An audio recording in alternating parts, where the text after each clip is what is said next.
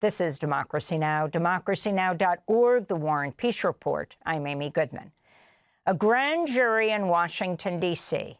has indicted the former U.S. Olympian canoeist Davey Hearn for allegedly vandalizing the Lincoln Memorial reflecting pool. On June 19th, Davey Hearn stopped by the pool while on a 64-mile bike ride. He says he touched the pool to see what it felt like and was then arrested, handcuffed, and held for 5 hours by U.S. Park Police. He's now facing a possible sentence of 10 years in prison if convicted. He is one of the at least 6 people who've been arrested for allegedly vandalizing the pool. Following the incident, Trump posted on social media, quote, "The United States Park Police have arrested multiple individuals for vandalizing our nation's magnificent reflecting pool. Who would do such a thing? These are very serious crimes having to do with the destruction of national monuments. Years in jail," Trump wrote. District Attorney for Washington, D.C., Jean Pirro, said Hearn willfully and violently damaged a 2-square-foot piece of sealant of the pool.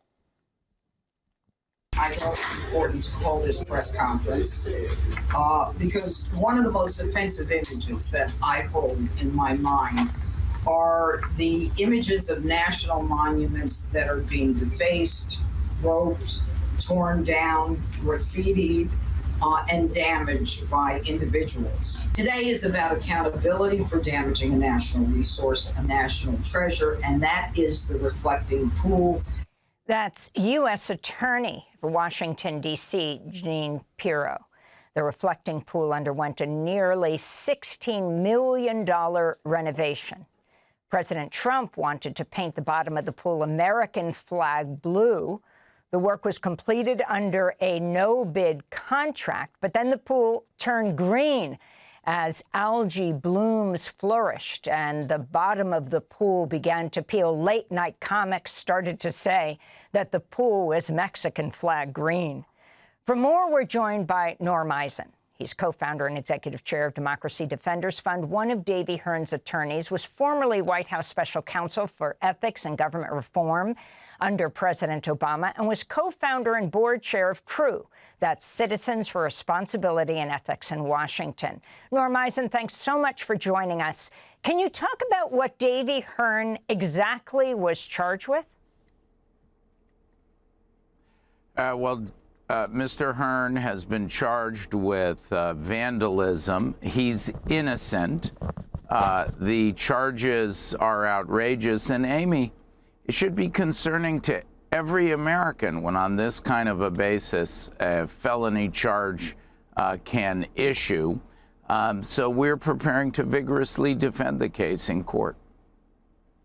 So explain what we understand. You can't help but think, I mean, this has been, here is President Trump, who is a developer. This is a no-bid contract. I don't know if you can talk about who this went to and the humiliation of President Trump himself. I won't even say the White House for what's happened to the pool. Do you think this is about trying to deflect attention for the failure of this reflecting pool? Amy, we do think that Davey is being scapegoated for the failures of the White House with respect to the reflecting pool, that the blame is being shifted. He's innocent, and we intend to vigorously defend the matter. Norm Eisen, you are involved with a number of cases. I'd like to ask you first about the merger, the proposed merger that the U.S. Department of Justice is pushing forward, has just approved, between Paramount Skydance, which has already merged in something like an $8 billion deal, and Warner Brothers Discovery. The Paramount Skydance Warner Brothers Discovery merger would be something like $110 billion, with the Trump ally billionaires Larry and his son David Ellison in charge. Can you talk about the significance of what's happening here? Of course, Amy, at Democracy Defenders Fund and Democracy Defenders Action, we have over 300 legal cases and matters entirely separate from Mr. Hearn's case. Another one of those very important democracy cases is the effort to mash together two of the largest entertainment and news entities, Paramount and Warner Brothers. And the concern here is, under the Ellison's tutelage, David Ellison, his father Larry Ellison, cronies of President Trump's, the CBS network, storied the Tiffany network, we've seen its news operations demolished by Barry Weiss. Now they're going to put CNN under that same umbrella, together, by the way, with TikTok, where they also have that social media outfit under their wing. If you like what they did to CBS, the destruction of 60 Minutes, for example, you'll love what they're going to do to CNN. And that's just the news side of things. We can't have, somebody's watching Fox News, they say, oh, I can't take this anymore, I'm going to turn the channel. And you go to CNN, it's the same thing. You go to CBS, it's the same thing. Then on top of that, you have an even louder megaphone for influencing society, the entertainment industry, film and TV, documentary films, all of that also under the Ellison sway. Reportedly, career professionals at the Department of Justice were not ready to let this merger go through. They had serious questions about whether it was illegal under antitrust law, with the excessive concentration of power in the hands of the Ellisons. They were overruled. There's the most profound questions about whether there was inappropriate political decision-making to jam through this merger. Two of President Trump's cronies, the Ellisons, and fortunately, the state AGs, the UK government, the EU are still asking those hard questions. We anticipate that the state AGs will go to court and get an injunction, just like they did, Amy, with the Live Nation merger, Live Nation and Ticketmaster, just like they have done with other cases, Nexstar Tegna, another big media merger. The AGs were successful in getting court relief. We anticipate they'll do the same thing here. The significance of the British government, as you just mentioned, suggesting that it may challenge Paramount Skydance blockbuster $110 billion takeover of Warner Brothers. And you talk about CBS then would be under the same roof as CNN and HBO, among other media properties. Lisa Nandy, the British Culture and Media Secretary, expressed concern about concentrating control of media assets in the hands of fewer corporate owners. She said, following engagement with the parties and independent research, my department has today written to the current and proposed owners of Warner Brothers Discovery on my behalf to inform them I am minded to intervene, she said. What would it mean if Britain intervened? It would be a substantial hurdle to completing this misbegotten merger mashup. The combined entity has substantial assets that are in the UK market or impact the UK market. It would be one of the strikes against the merger, the most devastating, because the largest concentration is in the United States, would be the state AGs, but the UK and the EU matter. And Amy, very proud that at Democracy Defenders, we filed a complaint with the UK that will be part of the basis for action if they move. So we are on the case in the US and wherever necessary to stop these kinds of assaults on our democracy. I want to turn to another issue, birthright citizenship. This is how Speaker Mike Johnson, speaking about the Supreme Court decision on Fox News over the weekend. I really enjoyed Justice Clarence Thomas's dissent. It's everybody should read that, must read. He explained that the 14th Amendment, the original intent, was to enhance and really value citizenship, and it's been devalued because of birthright tourism, which is what we have now.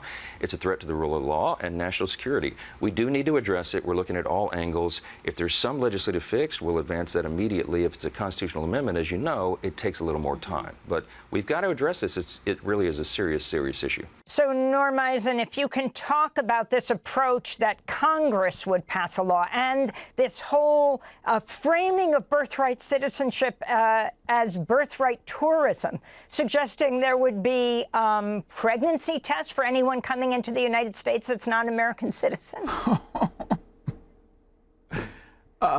Amy, it's so wrong. We at Democracy Defenders Fund represented, together with LULAC and our other wonderful partners in the case, including the ACLU, those brave moms who were willing to stand up and fight the Trump administration's unconstitutional claim that Donald Trump gets to choose which babies born in this country are citizens and not. That is false. It is the law under the 14th Amendment that all babies born here are citizens, and by a 5-4 majority, we secured with co-counsel the ruling that what Mike Johnson said is false. I talked to some of those moms that morning when we got the win. I was at the Supreme Court. Wow. They were so excited for themselves, but for all the babies and for the rule of law. Now, you're seeing a lot of sour grapes. This should not have been a 5-4 decision. It's very alarming that there were 4 votes for this open and shut issue at the Supreme Court. And now you're seeing statements like Mike Johnson. We forced even Mike Johnson, Amy, to admit that a constitutional amendment might be necessary because Congress doesn't have the power to do this. That doesn't stop people like him, like the president, like the White House, from fear-mongering and making these absurd statements about what is a clear constitutional rule. Birthright citizenship is protected. Will they try other acts to harass, frighten, intimidate? Certainly. Our legal team is ready. And if you don't believe me, we have over 300 legal cases and matters to prove it, including some of the most high-profile landmark wins, shutting down Donald Trump's corruption, like the Lisa Cook case. He was wrongly trying to fire and prosecute her, like the $1.8 billion slush fund case, the Kennedy Center case. We are going to go to bat for our moms who are being harassed, even though the case was won, and we're going to keep fighting for the Constitution. You mentioned corruption. New filings show that President Trump made more than $2.2 billion last year, most of it fueled by cryptocurrency profits, but with a significant rise in profits across his real estate business and other family investments, his legal settlements with media giants ABC News, Paramount, Meta, CBS. The mandatory financial disclosure report released Tuesday shows Trump made at least $1.4 billion from his family's cryptocurrency ventures, including $635 million for Trump-branded cryptocurrency meme coins and $590 million from the Trump family's World Liberty Financial crypto business. He defended how he's profited from the presidency while speaking to reporters last week. Critics say you're profiting off the presidency, Mr. Well, you know why I'm profiting? Because the stock market's going up. Everybody's profiting. If you have a 401k, how's your 401k done? It's about up 85%. Thank you, President Trump. So that was President Trump speaking to reporters before boarding the new Air Force One, A Boeing 747 jet donated by the royal family of Qatar, reportedly at a cost of $400 million, paid for by the U.S. taxpayers. But Trump plans to keep the jet after leaving office, saying he'll donate it to his presidential library. Can you respond to all of this? And, of course, on the issue of cryptocurrency, the amount of money that those who invested in it lost as the Trump family gained. The behavior of the president, his family, and his cronies inside and outside of the federal government, Amy, is like nothing we've ever seen in American history. It makes the worst scandals of the presidency over the past 250 years, like Watergate or the Teapot Dome, look like weak tea. The profit-taking of over $2 billion by President Trump alone in 1 year, exploiting the office of the presidency to do that, is outrageous and shocking. You have to look beyond American history to dictatorial regimes like Putin's Russia or North Korea for similar examples. And even there, it's an extreme, startling example here in the United States. Take the crypto where at Democracy Defenders, we've been at the forefront of exposing this. You have Donald Trump raking in over $600 million while on his meme coin, his Trump meme coin, while the value of the thing has gone down by 95%, well in excess of $1 billion in losses for people. That's ordinary Americans losing hundreds and thousands or even more. When Donald Trump profits, he reaches into the pockets of all of us to take that money. You also see that not just in the domestic arena, but internationally, where a company associated with the Trumps, crypto company World Liberty Financial, took in an over $500 million investment from a UAE Emirati state fund. The Emirates have the most profound connection, for example, to our Iran war debacle, and the notion that they're pumping money into Trump coffers is also a profound conflict of interest. So is Donald Trump regulating, or as the case may be, failing to regulate the crypto industry, while he profits from a lack of regulation, but the American people are hurt. It's corruption on a scale we've never seen in American history, Norm Eisen, and frankly, seldom in world history. Thanks for watching Democracy Now! On YouTube. Subscribe to the channel and turn on notifications to make sure you never miss a video. And for more of our audience-supported journalism, go to democracynow.org, where you can download our news app, sign up for our newsletter, subscribe to the daily podcast, and so much more.